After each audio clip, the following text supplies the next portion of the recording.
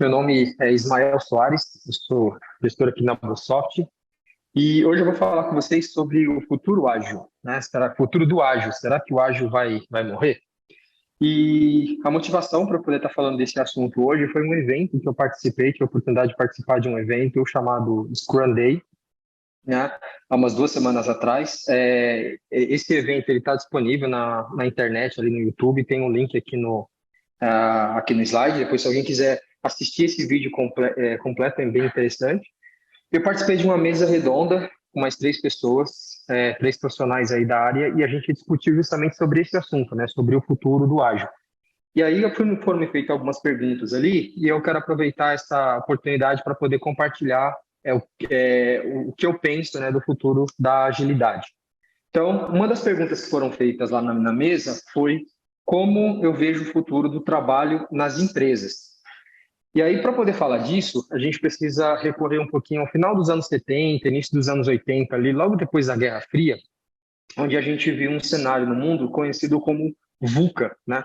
Que é um mundo volátil, incerto, ambíguo e complexo. E a gente viveu nessa situação, nesse mundo VUCA, nesse mundo, de certa forma, acelerado, difícil de lidar, com uma certa complexidade grande para poder lidar.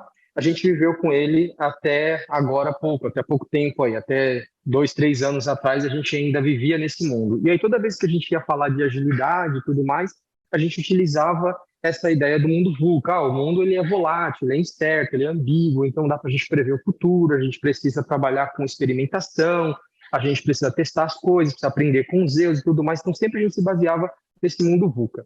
Só que aconteceu um evento aí, né, depois de 2020, que foi com a pandemia, e o mundo VUCA virou o mundo Bunny. E o que é o mundo Bunny? É um mundo frágil, ansioso, não linear e incompreensível, né? Então está muito ligado aqui com o comportamento das pessoas, mas também está ligado com o comportamento do mercado em si, né? E com as situações que a gente não consegue prever, não consegue lidar. Então, o que já era difícil, nesse mundo VUCA, se tornou ainda mais difícil lidar nesse mundo novo, nesse cenário novo que a gente está vivendo aí, que é o mundo VUCA. Então, depois de 2022 aí, com a vinda da pandemia, o mundo VUCA ele ficou mais complexo ainda, ficou mais difícil de lidar, porque agora a gente tem esse mundo bunny, né? Um mundo frágil, ansioso, não linear, incompreensivo, e agora a gente precisa lidar com um novo desafio. E aí o mundo precisou evoluir rapidamente para poder se adaptar a um cenário que ninguém previa, né? É lógico que a pandemia ela teve um anúncio ali, ela começou lá na China e aí depois subiu para a Europa, até chegar nos países da América, levou um certo tempo. Mas a verdade é que o mundo não estava preparado para esse cenário, o mundo não estava preparado para esse tipo de pandemia, né? E as empresas, no geral, elas também precisaram e precisarão continuar se reinventando, né? Porque esse novo cenário ele trouxe desafios que a gente não tinha no passado. E essa reinvenção, né, essa coisa de se reinventar, ela precisa estar no DNA das empresas que vão sobreviver daqui para frente, né? E aí, logo, eu acredito que em alguns anos, muitas profissões, elas não existirão mais, né? Então, o que eu penso do futuro das empresas é que muitas profissões, elas vão deixar de existir. E aí uma outra pergunta tá, legal, e como que você vê o futuro da agilidade, então, nesse novo contexto, né? Você está falando do mundo Bunny, como que fica a agilidade nesse contexto, onde está dizendo que muitas profissões elas vão deixar de surgir, de existir. E aí, para isso, a gente precisa voltar um pouquinho no passado, né, para poder falar um pouco disso. Então, vamos dar uma volta aqui no passado até o presente, para a gente poder entender um pouquinho o que eu vou falar.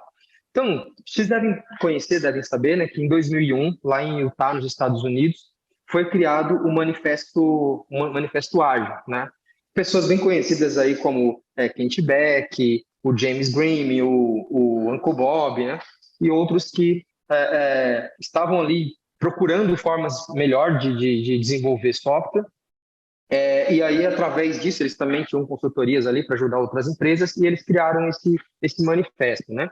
E aí, nesse manifesto, tem os valores, tem os princípios aqui. Depois, se você for lá no Agile Manifesto, lá na internet, você vai achar esse manifesto ágil em praticamente todos os idiomas que a gente tem hoje.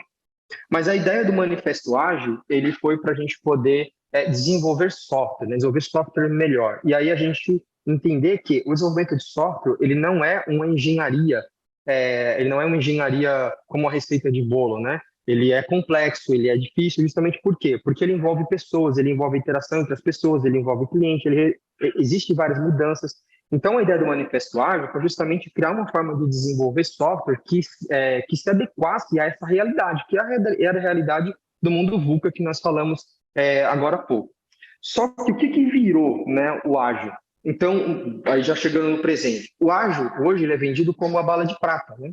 Então, hoje tem várias consultorias que acabam vendendo a agilidade para as empresas como se a agilidade fosse resolver todos os problemas da empresa, né?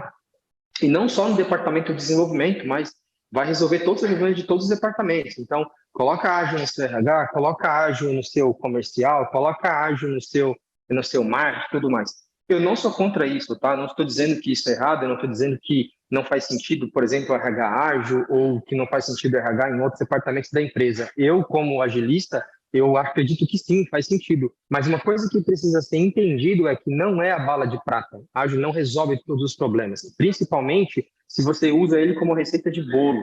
Se você copia o que outra empresa fez, achando que aquilo vai resolver o seu problema. Por quê? Porque a agilidade, de novo, ela foi criada para resolver problemas, né? Olhando para valores e princípios num cenário que era complexo, ambíguo, né? Incerto e volátil. E se você tenta usar ele em um cenário onde as coisas são tudo redondinhas, a gente imagina que é tudo redondinho assim, não encaixa. Então, você vê muitas empresas que pegam, por exemplo, o modelo do Spotify, modelo do Google, sei lá, modelo de grandes empresas aí, e aí quer colocar daquele jeito na sua empresa. Só que não são as pessoas do Google que estão lá, você não tem o dinheiro que o Google tem, você não tem as mesmas pessoas que estão lá. Então, precisa entender que o contexto importa muito, né, para dizer se vai dar certo ou não. Então, hoje a gente vê o ágil mais como uma forma comercial, empresas vendendo com um modelo comercial, e o fim é que isso não funciona, né? E aí no futuro, ainda haverá ágil ou a gente vai ter um novo paradigma, né? Então, já que ágil hoje não está resolvendo todos os problemas, não é a bala de prata, pensando nesse cenário novo agora que a gente está vivendo, ágil vai deixar de existir? Será que a gente vai ter um paradigma, né? Pensando que antes a gente tinha lá o modelo tradicional, o modelo cascata, e aí depois a gente veio para agilidade e tal, e agora nós estamos falando que vai surgir um novo modelo, talvez vai surgir um novo paradigma, talvez que se adeque a essa realidade atual. E aí eu penso o seguinte, eu penso que a adaptação é a chave, tá? E se adaptar rapidamente é ser ágil. Então, na minha visão, ágil não vai acabar tão cedo. É lógico que assim, seria muita pretensão da minha parte dizer aqui para vocês que ágil nunca vai acabar, que ágil vai ser a ferramenta futura, assim, que a gente vai usar ágil para a vida toda, tá? Eu não tenho condições de fazer esse tipo de previsão, até porque algo que já foi tradicional lá no passado, hoje é uma coisa alegada que a gente fala que é ruim, que é, por exemplo, o modelo cascata, que já serviu muitos anos aí, na década de 80, 90 e tudo mais. No entanto, eu acredito que o ágil ele vai continuar existindo ainda por muito tempo, porque a essência do ágil é adaptação, né? Se a gente for ver aqui na Bluesoft, por exemplo, uma das coisas que a gente costuma falar aqui é que a gente se adapta com frequência, né? A gente está sempre mudando a nossa forma de trabalhar, mudando a formação das equipes, e essa mudança, ela se dá justamente com os desafios que a gente vem enfrentando, né? Então, a gente está passando por uma situação diferente, a gente se adapta, se ajusta àquele processo para a gente poder conseguir atender aquela demanda. E isso é ser ágil. Então, como eu acho que hoje nós estamos num mundo onde a adaptação ela é uma necessidade, né, para que a gente consiga continuar existindo como empresa, eu acredito que o ágil se adequa bem a esse cenário, tá? Desde que, de novo, a gente entenda isso, que a adaptação é a chave, que nós precisamos nos adaptar. Então, na verdade, o que vai acontecer aqui, pensando no ágil, é que vão mudar. Então, assim, Kanban, Scrum, XP, OKR, enfim N métodos aí que a gente utiliza, eles são apenas ferramentas, tá? E vão surgir outros. E ok, tá? Mas eu acho que essa não é agilidade. Ágil não é usar Scrum, ágil não é usar Kanban, ágil não é usar nenhuma dessas ferramentas. Ágil é se você se adaptar para a sua realidade, para atender a sua necessidade de negócio, né? A necessidade da sua empresa. Isso é ser ágil. E aí, para isso, você pode usar Kanban, você pode usar Scrum, você pode usar os dois juntos e assim por diante. E pode ser que, de repente, surja um novo, né? Surja outros aí, como já tem surgido. Então, acho que, na verdade, a AG não vai deixar de existir, mas vai haver uma grande adaptação em como a gente trabalha hoje. E os profissionais, né? O que vai acontecer com os profissionais? Será que eles vão ser demitidos?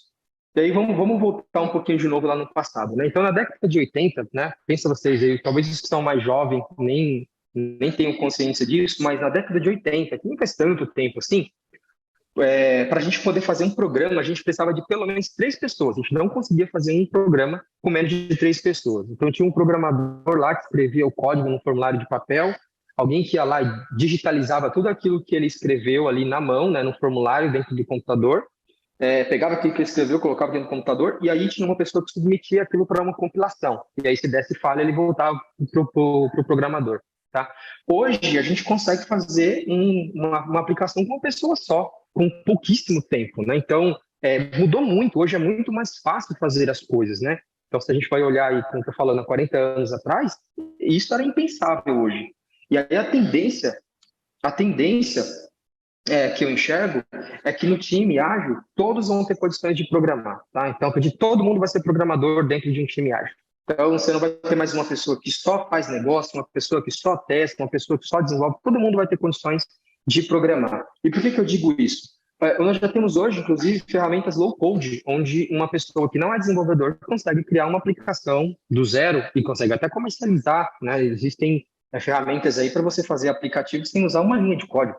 Então, se a pessoa conhece de negócio, ela poderia, por exemplo, desenvolver um sistema, né, simples ali, que não tenha talvez tantas regras, né? Hoje a gente está falando de QA, né, de testador, a gente está falando que o futuro é o testador que ele trabalha a maior parte do tempo automatizando as coisas. E automatizar as coisas é desenvolver. Então, se nós estamos falando de uma pessoa que vai passar a maior parte do tempo dela desenvolvendo para fazer o computador testar as coisas que ela testaria manualmente, ela também está desenvolvendo, né? Então, eu entendo que no final tudo vai ser desenvolvimento, tudo vai ser código, tudo vai ser feito por uma máquina e as pessoas vão programar essa máquina. Alguns vão ter mais conhecimento de qualidade, outros vão ter mais conhecimento de negócio, outros vão ter um conhecimento um pouco mais técnico, mas enfim, tudo vai ser programável. E a gente não vai ter mais tantos papéis no ágil como a gente tem hoje. Então, hoje a gente tem... na nossa empresa, a gente é bem enxuto, né? Sempre foi bem enxuto, então a gente não tem. Mas se você vai olhar no mercado, você vai ter Scrum Master, Agile Coach, Agile Expert, Agile Master e uma infinidade de papéis ligados com agilidade. E você vê que quando as empresas elas querem enxugar o seu quadro, né, como aconteceu com grandes empresas aí que fizeram demissões em massa, tá? Não que eu concorde com isso, mas é a realidade. Os primeiros a serem demitidos são essas pessoas que trabalham com papéis que não são a base da empresa, né? Então, dificilmente você vê lá, por exemplo, um desenvolvedor numa empresa que é desenvolvimento de software nessa lista. Você vai ver pessoas que trabalham ali junto na empresa, mas que geralmente são papéis que estão ligados com esses outros trabalhos, por exemplo, de agilidade. E eu acredito que o que vai acontecer é que todos esses papéis que a gente tem hoje de agilidade, a gente vai ter consolidado isso em uma pessoa só. E muitas coisas que são feitas hoje por esses papéis nessas grandes empresas vão ser assumidos pelo próprio time. E se a gente for ver na própria BlueSoft, é assim, né? Na BlueSoft, a gente nunca teve um Scrum Master para cada time, como era nas grandes empresas por aí. Quem faz o papel são as próprias pessoas do time. Então, não que a gente não tenha processo, não que a gente não tenha alguém responsável pelo processo. A gente tem. Só que esse papel ele está dividido, né, entre os times. A gente não tem uma pessoa para fazer isso. E aí a gente tem uma pessoa, sim, que conduz o processo ali de uma forma geral na empresa. No nosso caso aqui a Larissa e agora a Tereza também ajudando. Mas a gente não tem um em cada time. Então, eu acredito que essa é a tendência. As empresas vão cada vez mais fazer isso. Elas vão cada vez mais consolidar as pessoas, né, consolidar esses papéis de agilidade em uma pessoa só, e a gente não vai ter tantos papéis como a gente tem hoje. E, além disso, quais desafios aí que nos esperam, né? Eu penso que adaptar está ligado muito à questão da melhoria contínua, né? Eu falei lá atrás que agilidade, que adaptação é a chave. E a adaptação está muito ligada com a ideia de melhoria contínua. E eu só consigo melhorar se eu enxergo que precisa ser melhorado. Então, isso está muito ligado com a questão de questionar o status quo, né? Questionar o meu estado atual e entender que eu sempre posso fazer melhor, eu sempre posso melhorar e que eu tenho coisas para melhorar. Então, se a gente questionar o jeito que a gente faz hoje, sempre pensando em trazer coisas para que eu consiga fazer o meu trabalho de forma melhor, eu vou estar, então, me adaptando. Só que eu acho que essa é a grande dificuldade, acho que esse é o grande desafio, a gente conseguir entender isso e se adaptar na velocidade que o mundo está, né, evoluindo também, para poder acompanhar isso. E, para isso, a gente precisa se desapegar do tradicional, né? A gente costuma ter muito apego que, sempre foi assim, sempre funcionou dessa forma, né? Para mim sempre deu certo. E aí, quando a gente está falando da agilidade, a gente precisa pensar um pouco fora da caixa e questionar isso e desapegar dessa forma tradicional de nós trabalharmos justamente para conseguir enxergar outras formas de fazer. Entender que não existe bala de prata, né? O ágil ele não é bala de prata, como eu falei lá no início, e embora essa frase ela seja, né, muito clichê, essa é a grande verdade, né? Tem muitas pessoas que acabam utilizando dessa forma e não existe. Entender que a gente precisa se adaptar de acordo com a nossa realidade, de acordo com o nosso contexto. E lembrar do básico, né? Acho que um desafio que a gente tem aí é sempre esse, voltar para o básico, que é o PDCA, né? Planejar, executar, checar, criar as ações, né, planejar de novo, então ficar nesse ciclo de melhoria contínua. A gente precisa ter em mente a melhoria contínua. Então, no geral, a gente precisa se esquecer, né? Precisa esquecer, não, a gente precisa abrir mão um pouquinho da tradição e a gente entender o conceito que está por trás do ágil, que é a adaptação, né? Acho que é isso que a gente precisa entender, porque o mundo de hoje vai precisar muito disso. Gente, é isso. Espero que tenha contribuído aí para vocês e muito obrigado.